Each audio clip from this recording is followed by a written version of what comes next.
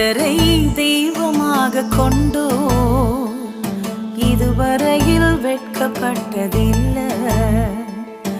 அவரையே ஆதரவாய் கொண்டோ நடுவழியில் நின்று போவதில்லை. வேண்டும் போதெல்லாம் என் பதிலானாரே, வாழ்க்கை முழுவதும் என் துணையானாரே. ஜெபிக்கும் போதெல்லாம்